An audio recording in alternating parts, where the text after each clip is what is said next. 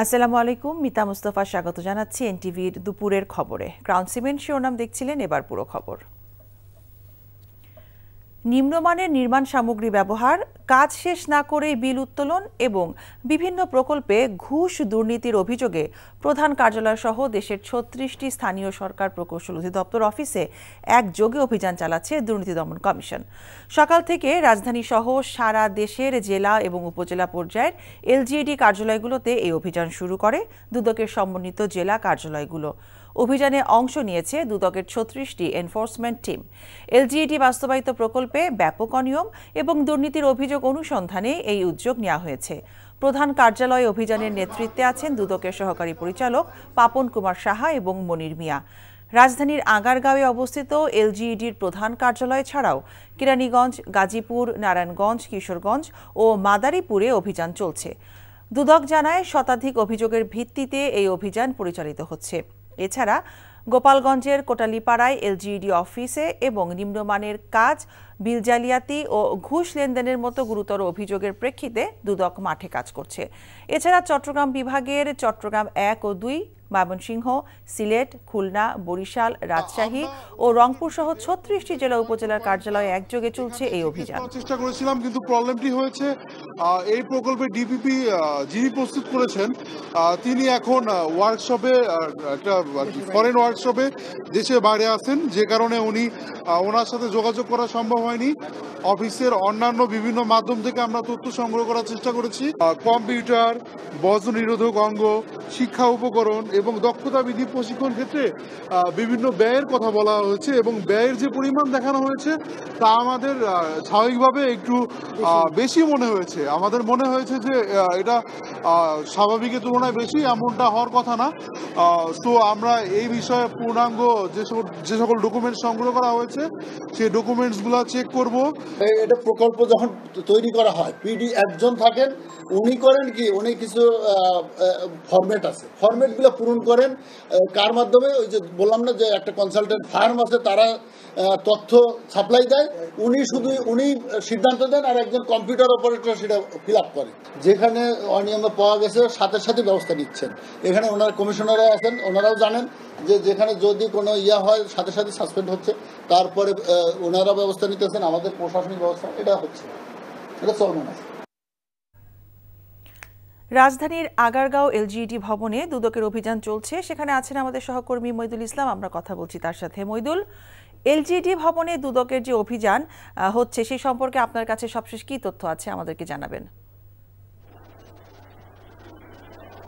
হ্যাঁ মিতা, কিছুক্ষণ আগে দুদকের একজন সহকারী পরিচালকের বক্তব্য শুনছিলেন আপনারা, এবং কিছু ইনফরমেশনও তিনি দিয়েছিলেন, কিন্তু সেই তথ্যগুলো সংগ্রহ করা আমাদের জন্য খুব একটা সহজ ছিল না শুরুতেই, কারণ সকাল 11:30টার দিকে এখানে দুদক অভিযান পরিচালনা শুরু করে, কিন্তু আমরা আসলে প্রথমে প্রায় 1.5 ঘন্টা সেখানে সেই অভিযানে আমরা যেতে পারিনি, কোনো তথ্য সংগ্রহ করতে পারিনি।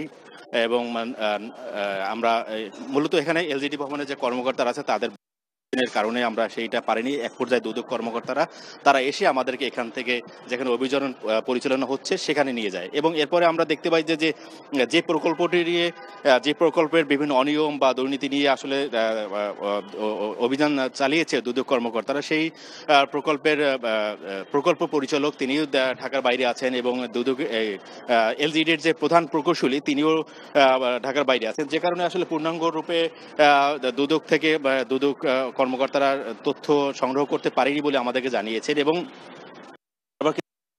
ব্রিফ করেছেন, যেখানে আসলে তিনি জানিয়েছেন যে কিছু অনিয়মের অভিযোগ তারা পেয়েছে। যেমন এই প্রকল্পটি হলো Bangladesh sustainable recovery emergency preparedness and response project. তো এই প্রজেক্টে 4টি ল্যাপটপ কেনা হয়েছে, এবং সেই 4টি ল্যাপটপের দাম ধরা হয়েছে 11 লাখ টাকা, এবং মোটরসাইকেল কেনা হয়েছে, সেখানেও কিছু অনিয়মের অভিযোগ দুদক কর্মকর্তারা পেয়েছেন, এবং আরও যে দুর্নীতির কোনো যে অভিযোগগুলো আছে সেগুলো তদন্ত করছেন, এবং তদন্ত করে আসলে খুব দ্রুত সময়ের মধ্যে আমাদের বিস্তারিত পরবর্তী সময়ে সেই অনিয়মের তথ্যগুলো আমাদেরকে জানাবেন। এবং আপনি জানেন যে 36টি স্থানে এই অভিযানটি পরিচালিত হচ্ছে সারা দেশে। তো সার্বিকভাবে অভিযান পরিচালনা শেষ হলে এবং পূর্ণাঙ্গভাবে একটি ব্রিফ করে আমাদেরকে এই এলজিইডি এখানে অনিয়ম বা দুর্নীতি সম্পর্কে আমাদেরকে একটি ব্রিফ করবেন দুদক। মিতা। জানছিলাম এলজিইডি ভবনে দুদকের অভিযানের খবর। আগামী জাতীয় নির্বাচনে ভোটাররা যেন নির্বিঘ্নে তাদের ভোটাধিকার প্রয়োগ করতে পারে তা নিশ্চিত করতে পুলিশ বাহিনীকে নিরপেক্ষভাবে দায়িত্ব পালন করার আহ্বান জানিয়েছেন অন্তর্বর্তীকালীন সরকারের প্রধান উপদেষ্টা অধ্যাপক মোহাম্মদ ইউনূস। পুলিশ সপ্তাহ 2025-এর উদ্বোধনী অনুষ্ঠানে তিনি এই আহ্বান জানান। পরাজিত শক্তি যেন কোনোভাবেই দেশকে অস্থিতিশীল করতে না পারে সেজন্য পুলিশ বাহিনীকে সতর্ক থাকারও তাগিদ দেন ডক্টর ইউনূস। নাজরানা চৌধুরীর রিপোর্ট। পুলিশ সপ্তাহ 2025 উদ্বোধন করতে মঙ্গলবার রাজধানীর রাজারবাগ পুলিশ লাইনে আসেন প্রধান উপদেষ্টা অধ্যাপক মোহাম্মদ ইউনূস। স্বরাষ্ট্র উপদেষ্টা ও সচিব ছাড়াও পুলিশ বাহিনীর ঊর্ধ্বতন কর্মকর্তারা এ সময় তাকে স্বাগত জানান। জনবল, লজিস্টিক্স এবং বাজেট স্বল্পতা নিয়ে পুলিশ বাহিনী যেভাবে জনগণের সেবা দিয়ে যাচ্ছে সেজন্য সকল পুলিশ সদস্যকে ধন্যবাদ দেন প্রধান উপদেষ্টা। আহ্বান জানান গত 16 বছরে পুলিশের সাথে জনগণের যে দূরত্ব তৈরি হয়েছে তা দূর করার জন্য। পুলিশ বাহিনীর সামনে নানা সীমাবদ্ধতা ও চ্যালেঞ্জ রয়েছে, অপ্রতুল জনবল, লজিস্টিক্স, অপর্যাপ্ত বাজেট ইত্যাদি। কিন্তু আমাদের সবচেয়ে বড় চ্যালেঞ্জ হলো বিগত 16 বছরে পুলিশ জনগণের মধ্যে যে দূরত্ব সৃষ্টি হয়েছে সেই দূরত্ব কমিয়ে আনা, পুলিশ বাহিনীর প্রতি মানুষের আস্থা ফিরিয়ে আনা। আমি বলবো এটা কঠিন না। একটি দেশ কতটা সভ্য তা সেই দেশের পুলিশ ও জনগণের সম্পর্কের উপর নির্ভর করে উল্লেখ করে ডক্টর ইউনূস বলেন, পুলিশ যেন পেশাদারিত্বের সাথে দায়িত্ব পালন করতে পারে সেজন্য সুষ্ঠু নির্বাচনের মাধ্যমে নির্বাচিত রাজনৈতিক সরকার প্রয়োজন। চলতি বছরের ডিসেম্বর থেকে আগামী বছরের জুনের মধ্যে দেশে ত্রয়োদশ সংসদ নির্বাচন অনুষ্ঠিত হবে। সেই নির্বাচন যেন সুষ্ঠু ও শান্তিপূর্ণ উপায়ে অনুষ্ঠিত হয় সেজন্য পুলিশ সদস্যদের ভূমিকা খুবই গুরুত্বপূর্ণ। নির্বাচনে সকল প্রতিদ্বন্দ্বী প্রার্থীর প্রতি সমান আচরণ ও ভোটাররা যাতে নির্বিঘ্নে নিজেদের ভোটাধিকার প্রয়োগ করতে পারে সেই পরিবেশ নিশ্চিত করা আপনাদের এবং আমাদের সর্বোচ্চ দায়িত্ব। বিগত স্বৈরাচারী সরকারের অন্যায় আদেশ পালনের মাশুল পুলিশ বাহিনীকে দিতে হয়েছে বলে মন্তব্য করেন প্রধান উপদেষ্টা। সেগুলো পেছনে ফেলে জনগণ, বিশেষ করে নারী ও শিশুর প্রতি সর্বোচ্চ সংবেদনশীল হওয়ার তাগিদও দেন তিনি। আপনাদের সজাগ দৃষ্টি রাখতে হবে, পরাজিত শক্তি যেন কোনোভাবেই দেশকে অস্থিতিশীল না করতে পারে। আমরা একটা যুদ্ধ অবস্থায় আছি। অশুভ চক্র আমাদের স্বপ্নকে, আমাদের ঐক্যকে ভেঙে দিতে সব শক্তি নিয়ে চেষ্টা করছে এবং চেষ্টা আরো কঠোরতর করবে। একে প্রতিহত করার জন্য আপনাদেরকে সবসময় সতর্ক থাকতে হবে, জাতিকে রক্ষা করার জন্য। বৈষম্যহীন, উন্নত, সমৃদ্ধ নতুন বাংলাদেশ গড়ার যে সুযোগ এসেছে তা হেলায় না হারানোরও আহ্বান জানান প্রধান উপদেষ্টা। নজরানা চৌধুরী, এনটিভি নিউজ, ঢাকা। ধর্ম, বর্ণ নির্বিশেষে একটি ন্যায়পরায়ণ দেশ গড়াই লক্ষ্য উল্লেখ করে জামায়াতে ইসলামের আমির ডক্টর শফিকুর রহমান বলেন, যে দেশে মানুষ মর্যাদা পাবে তার যোগ্যতা অনুযায়ী কে কোন দলের সেটি দেখা হবে না।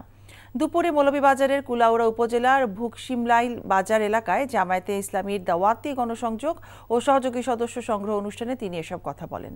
জামায়াতের আমির বলেন, আগে পরীক্ষায় ভালো রেজাল্ট করলে দেখার জন্য মানুষ বাড়িতে যেত, এখন কিছু ছাত্র দেখলে মানুষ এড়িয়ে যেতে চায়। তিনি বলেন, সমাজে কিছু মাফিয়া আছে যারা তাদের স্বার্থে এই ছাত্রদের ব্যবহার করার জন্য অস্ত্র ও মাদক নিয়ে এদেরকে নষ্ট করছে। এমন একটা দেশ গড়তাম চাই যে দেশে মানুষ মর্যাদা পাইব তার গুণাগুণের ভিত্তিতে, তার কোয়ালিটি দেখে তার সমাজ তার যথাযথ জায়গায় সম্মান করতে বাধ্য।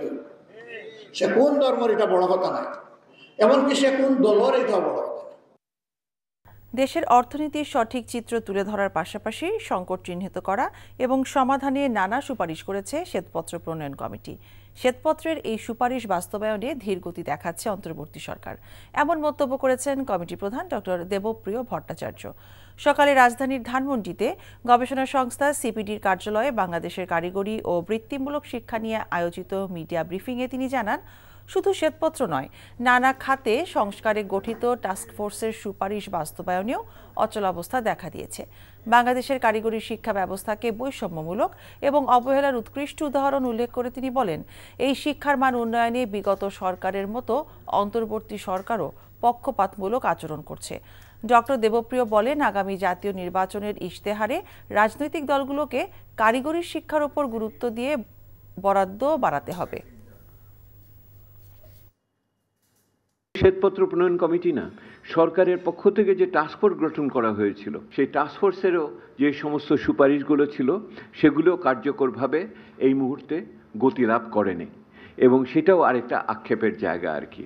সেহেতু আমরা যেটা বলছি, সরকারি বর্তমান যুব অভ্যুত্থান উত্তর সরকার যেই পদক্ষেপগুলো, যেই নিজেদের তৈরি নীতিমালারও কার্যকর করার ক্ষেত্রে কোনো ধরনের উদ্যম উচ্ছ্বাস প্রদর্শন করছেন না। 6 দফা দাবি বাস্তবায়ন না হওয়া পর্যন্ত সারা দেশের সকল পলিটেকনিক ইনস্টিটিউটের ক্লাস, পরীক্ষা এবং একাডেমিক কার্যক্রম বন্ধ রাখার ঘোষণা দিয়েছে আন্দোলনরত শিক্ষার্থীরা। দুপুরে তেজগাঁওয়ে ঢাকা পলিটেকনিক ইনস্টিটিউটে এই আন্দোলন কর্মসূচির ঘোষণা করে আন্দোলনকারীরা। সংবাদ সম্মেলনে জানানো হয়, জনদুর্ভোগের কথা বিবেচনায় রেখে সড়কে কর্মসূচি পালন না করে শান্তিপূর্ণ শাটডাউন কর্মসূচি পালন করা হচ্ছে। এ সময় শিক্ষার্থীরা অভিযোগ করেন, সরকার গঠিত কমিটির সাথে দফায় দফায় বৈঠক করেও দাবি আদায়ের ব্যাপারে কোনো ইতিবাচক সাড়া পাওয়া যাচ্ছে না। অবিলম্বে জুনিয়র ইনস্ট্রাক্টর পদে ক্রাফট ইনস্ট্রাক্টরদের পদোন্নতি কোটা বাতিলের দাবি জানান আন্দোলনকারী শিক্ষার্থীরা। শাটডাউন কর্মসূচির অংশ হিসেবে ক্লাস, পরীক্ষা এবং একাডেমিক কার্যক্রম বন্ধ রাখা হয়েছে। এই ছিল দুপুরের খবরে। এই খবরের ভিডিও সহ আপডেট জানতে ভিজিট করুন এনটিভি অনলাইন www.ntvpd.com। এছাড়াও এনটিভির জনপ্রিয় সব অনুষ্ঠান ও খবরের আপডেট জানতে ভিজিট করুন আমাদের ইউটিউব ও ভেরিফাইড ফেসবুক পেজ। 5টায় দেশের খবর দেখার আমন্ত্রণ রইল। সবাইকে ধন্যবাদ।